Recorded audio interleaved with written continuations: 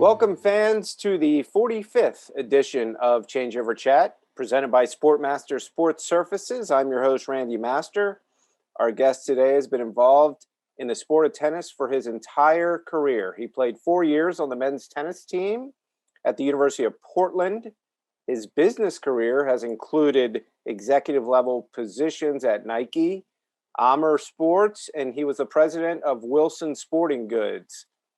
He is currently the CEO and executive director of the USTA. Please welcome Mike Dowse. Hey, Randy. Thanks for having me. It's my pleasure and look forward to it. Mike, I look back at your career. It's very impressive. I know you played a lot of junior tennis. I know you were a standout at Portland. And then you went into executive positions, a lot of them having a lot to do with tennis. When did you first realize, Mike, that this was your passion and that you were going to do this essentially for the rest of your life? It's now culminating in you being the head of U.S. Tennis. Randy, funny story. Like most of us, I grew up around the sport. I was lucky to get into it in the late 70s. My parents were inspired by the Billie Jean King, Bobby Riggs match, Battle of the Sexes.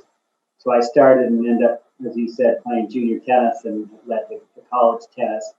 And the funny story is, though, I felt like I'd only done tennis my whole life and I wanted to go into the real business world. So coming out of college, I actually had taken a job at Gallo Wines. I was selling Bartles and James and cheap wine to grocery stores for a few months. And during college, I was also stringing rackets at a tennis specialty store. And through that and my tennis background, I'd heard Wilson had reached out to see if I'd be interested in being a sales rep. And I said, no, thanks. I want to go have a real job. Just by chance, I talked to my father that night, who was a lifelong sales rep for Procter & Gamble. He said, son, you're crazy. Guys like me dream of getting into sporting business, selling soap or wine.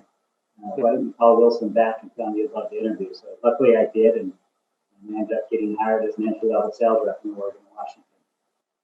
Well, it's a great story, and everybody in tennis is appreciative of your work in the sport and now where you are now. Let's go to you taking the helm at the USTA in January 2020.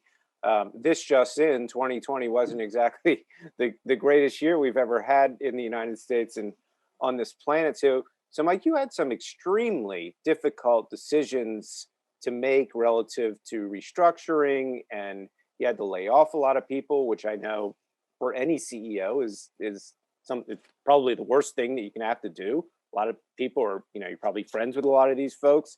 What was it about the past structure that really needed to change at the USTA in your view? Yeah, Randy, I mean, you mentioned it was a very challenging year. I was in about day 70 of my job when really the pandemic hit, and we ended up canceling our annual meeting. But also then the stark reality of potential no U.S. Open or no fan U.S. Open was coming into play, and the implications that we're going to have on the organization was literally $180 million shortfall in net operating income, not just in total revenue, but net operating income. So it's going to have a significant effect. Frankly, when I was brought in to run the USTA, it was to better align the organization against what we call our 5 strategic choices. And so I was looking at restructuring the organization anyhow. Frankly, I think we've gotten a little heavy. We weren't nimble. And so I was looking at it through that lens. And then it was just compounded by the financial challenges of the U.S. Open. So those two forces kind of came together. And yes, you're right. It's never fun to go through that. It's very challenging. But ultimately, we have a responsibility to do it, to make sure the USTA is healthy and stays healthy long term, and ultimately support the mission. So it was challenging, but I'm confident we've gotten through it. I'm really excited with the team we have, and we're really clearly aligned against our mission of growing and promoting the sport of tennis. You've mentioned Tennis Industry United. Sometimes united is not exactly a word people associate with tennis. I'm not saying that facetiously, but you really want to look outside of the USTA now at other entities that are really growing the game and reach out to them, make them a bigger part of the USTA and what you're doing in tennis in America. Is that something, Mike? Would that be a good depiction of what that mission is with Tennis Industry United? For sure, Randy. I think you say it well, and I always say our mission is to grow and promote the sport of tennis. It's not to grow and promote USTA tennis. And when I first came on to the USTA, I did a listening tour. Literally, in my first 30 days, I interviewed over 100 different people from both internally and externally from the USTA. And across the board, everyone had a huge passion, wanted to grow the game. So there was that common thread, right? There was some debate or fighting on how it should be done, but everyone agreed what the mission is. No one disagreed with that. So it really made clear, maybe it's because I came from outside of the USTA, that it was important that we all come together as an industry. And then when COVID hit, it accelerated that as well, that we were in crisis. We had over 90% of our tennis facilities closed, 90% of teaching professionals out of business.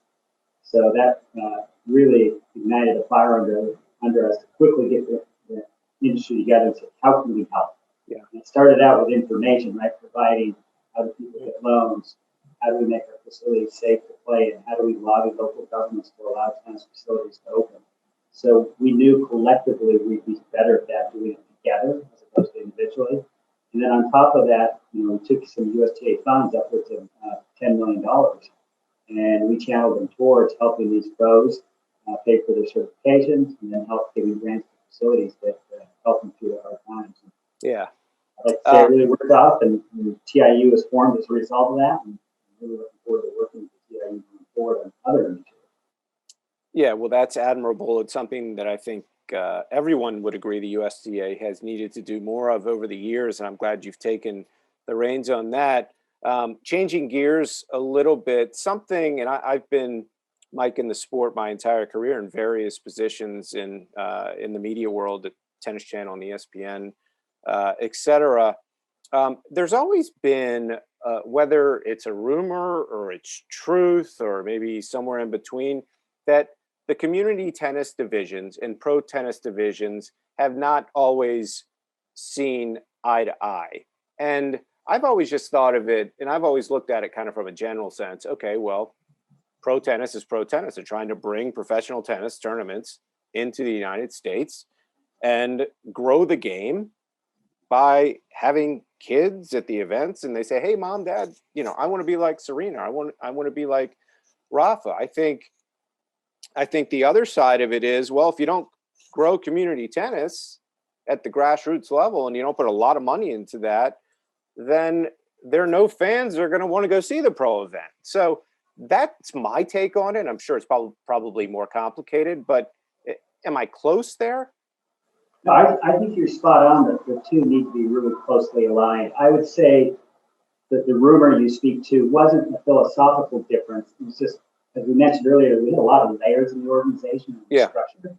And I think structurally, we had separated the two departments or two divisions too far apart, that they didn't have constant moments of engagement.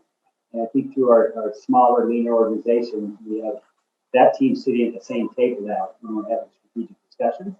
And the 5 strategic choices for the organization, for the USTA, are the same for pro tennis as they are for community tennis. And then also, if you think about player development, that was also kind of a third silo for the USTA. We've moved that into community tennis. And that's kind of a pathway right into pro tennis as well, right? So that's another element that helps bring the two together. Okay, so that, Mike, takes us to the U.S. Open Series. There's no doubt that's always been a big part of U.S. professional tennis. It's been successful. COVID has taken a massive, massive toll on those events, especially the 250s and the San Jose event and Newport. Obviously, the combined events, they still took a hit, whether it's Cincinnati and Montreal at the higher levels. But a lot of these tournaments, and I talk to them pretty regularly, they're not doing well. And, as a tennis fan, I don't like to hear that. Nobody does. How can the USTA step in and try to get these events, especially the 250s, back at a level where they can become profitable? They see a future, and they're not just scrambling to kind of stay in business on a daily basis. It's a really complicated topic, as you probably know, Randy. I mean, Let's just say, for discussion's sake, the the USA had the financial wherewithal to subsidize all those tournaments, that can only go for so long, right? Yeah. And frankly, we don't have the financial wherewithal to subsidize them on an ongoing basis. So we have to relook the business model. How do we make it more beneficial for these tournaments financially speaking? And you're probably aware of this. We're partnering close with the ATP and WTA and the other slams. We've created something called the T7. Yeah. And we're engaging through a consultant. How do we reinvent the business model for some of these tournaments? And we work together. Because ultimately, we have to win with the consumer, right? The consumer loves our product. They're going to come, they're going to fill the seats, we're going to grab revenue, it's going to get our media rights, and that's how we're going to win. And it's similar to our TIU discussion, which was more around grassroots tennis. But we're doing something similar on the professional level now, all coming together and say, how do we make our product better and engage the consumer on a more regular basis that will hopefully allow these tournaments new revenue streams and stronger revenue streams. Yeah, and we'd love to see it. That takes me to the American men who really anchor a lot of these U.S. Open Series events, whether it be Atlanta, Winston-Salem, wherever. Had an interesting conversation on Friday with Patrick McEnroe, who used to run player development. Yeah. He's obviously a name that that people know, and he has strong opinions, and he's not afraid to say what they are, kind of like his brother, but kind of toned down a bit.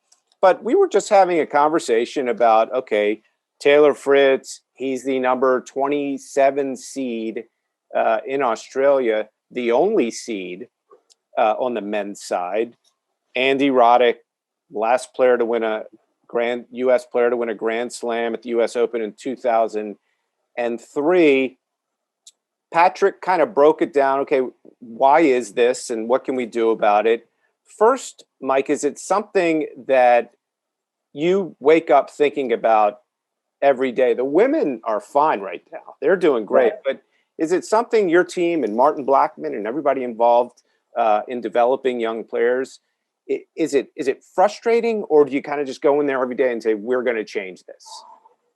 Well, it is frustrating. We all want men's champions, right? I mean, that's what we all aspire for. We want men Grand Slam champions, men top 10. But I think there's two areas we're really focused on. One, it starts, maybe it comes, from a consumer goods background. It's all about the number of customers top of the funnel. We need more kids playing tennis. We need the best athletes in the United States playing tennis. And we're starting to do that on the women. We see a lot of that, but on the men, not so much. So that's why we move player development into community tennis, because if you don't have a huge number of kids playing, your task becomes that much harder, right? And the other thing we've really evolved on, it's not for the USTA to go handpick a few guys and really make them champions. It's to leverage the private sector. Let the private sector coaches really lead the coaching of these players, because that's much more scalable than the USTA centralized trying to pick a few winners. Yeah. USTA can do a lot of things to help. Some of these kids can't afford coaches, so maybe we can step in and do that. We have great coaches here on staff. All these kids can't afford their own nutritionists, their own analytics, their own strength and conditioning, so we can augment that private sector with those types of resources. So that's kind of the model we're approaching. It starts with getting many more kids playing our best athletes and then providing them additional resources, not taking them away from the private sector. Yeah, and that speaks to a lot of what Patrick said. He made the comment about how do we get the best athletes, not only playing women's tennis, and it looks like young girls, 6, 7. We are getting a lot of those great athletes, and it's been tougher to get great athletes on the boys' side because they flock to football, basketball, baseball. There's nothing new, but what Patrick said is it's a lot easier for a parent if you have a great athlete, he's 6 or 7 years old, and you want him to be maybe a professional athlete one day, and they're just like, I kind of throw him out there at high school or middle school, and he starts playing it and takes care of itself. I think there's a perception that Patrick thinks that tennis is just harder for parents to drive the tournaments, to find the right coaches. Sometimes it's too expensive. And I think you mentioned a couple of those, issues in your first answer, but do you feel that we lose a lot of players to team sports and lose a lot of big time athletes? Oh, for sure. I think Patrick's 100% right, right? But it's got to be the best athletes and in absolute numbers too, big numbers coming in and playing. And then the challenges he mentions are real. Some of them are real and some of them are perceptions, but it's that old saying perception is reality, right? Frankly, I had a son who played competitive baseball all the way through college. And I came from a sporting goods company, Wilson, that made a lot of baseball equipment. The cost of baseball is every bit as expensive as tennis, but that's not the perception out there. So a lot of parents shy away from our sport. Yeah. We've got to break down that misconception that it's an elitist sport. It's not, right? I mean, you can buy a relatively good racket for under $100 these days, and tennis balls is still $2 to $3, and there's plenty of public courts out there. I'm not naive to say it doesn't get expensive as you get better and start to travel around. Yeah. But that's true in a lot of sports. Yeah. But we've got to go back and get millions of more kids playing. And then ultimately, that also our player development is that much smarter and that much better. Yeah. Than new kids playing the sport. Yeah. So, Mike, when you wake up every day, I know you have a number of goals and initiatives that, that you want to see succeed in 2021. If you had to name 3, 4, 5, what are your biggest initiatives? What do you kind of wake up thinking about every day? We need to hit this goal and we need to hit it by a certain point. What are those things that are really inside of you that you want to accomplish? Yeah, they tie back into what we call the 5 strategic choices of the USTA. And the number one is the most important one. It's attract, engage, and retain a new generation of diverse tennis players. And if you think about through COVID, we've had 4 million new players coming to the game this year. People are discovering it as the best, what I call pandemic and post-pandemic sport. So we're attracting them right now. But what keeps me up at night is we have to engage and retain. I mean, you grew up playing tennis, you know the learning curve can be a little steep and 2 big beginners go out on a court. It may not always be the best experience. We've got to get them quickly coaches and providers that make it fun and enjoyable for them so they stick with the sport. So to me, that's our biggest priority. Yeah. To make sure these new players have a lot of fun when they come in and discover our sport. Yeah. Well, speaking of players that have fun, you're down in Orlando at the national campus. I'm guessing if you look out, I see a window maybe to your left. Do you see 100 courts out there? And as a tennis enthusiast, how is it? How can you just at 2:00 in the afternoon look out at there and say, "Hey, I've got to stay focused. I could be hitting on any surface in the world in about 5 minutes." But it's got to be great that not only are you the CEO, but you're also quite a player. Do you get out there a lot? Well, I'm not quite a player. I won't set the record straight there, but I sure do enjoy it and have a lot of fun. Right. Believe it or not, I had a hip replacement surgery a few months ago. So I'm just coming back, but I am playing a few times a week right now, and I love it. I think it's the best thing. And I'm fortunate to belong, when I was with Wilson, I spent a lot of time in Arizona to a great tennis club out there. And it's really the social network of our family life. So I think it's just the best sport. It's a lot of fun to play. Yeah, well, it sounds like a great place for you. Lastly, just on a fun note, the Australian Open's going on right now. Ironically, based on what we spoke about earlier, I think about 4 American men advanced yesterday. I think it was Francis, Riley. Yeah, Riley won. Francis, Riley, Marcus, Taylor Fritz, yeah, and maybe Cressy. Oh, Cressy, yeah. Yeah. Unfortunately, I think they're all in the same order. Yeah. They all have to play each other in the second and third round. Exactly. Many of them. So let's go. The women's side, obviously, we all want to see an American win. Who's your pick? And do you think Serena is in that top mix of 1, 2, 3 best chances to win it all? Absolutely. She's in the tournament. She's one of the top 2 or 3 to win it. Yeah. I'm neutral when it comes to American players. I want any American player to win it. So that's who I'm rooting for. Whoever's carrying the red, white, and blue when they go out in the court. Yeah. Well, it's nice to know. And Mike, hopefully we'll meet in person at some time. I've been down there a couple of times. I'm so impressed. That was going to be another question of mine, but I'm so impressed with the USTA National Campus, and that, to me, that's one core element of the USTA that just keeps growing and growing and growing. And it's such a, to me, a success story. And finally, I want to thank you for what you're doing with the USTA. Everybody in American tennis is behind you. And I think the reception has been excellent from all the people I know. And we're happy to have you in that position. So thanks very much and good luck with everything. Randy, thank you. Like I said, I love what you're doing, pulling it all together, tournaments, men, women, the players, the platform that you can get everything up in one spot. So thank you for doing that. Oh, no problem. Well, it's been great. Thanks again, Mike. All right, we'll be in touch.